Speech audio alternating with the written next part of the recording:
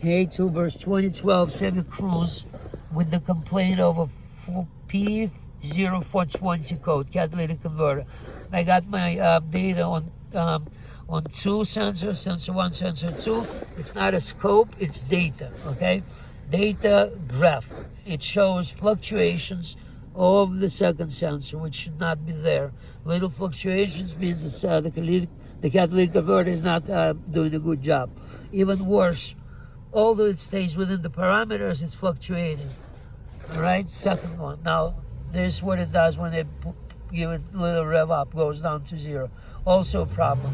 So all in all, there's two things to check. If it's got an exhaust leak, maybe a flex pipe very often, or it needs a catalytic converter. If there's no exhaust leak, the catalytic converter will solve the issue. Okay?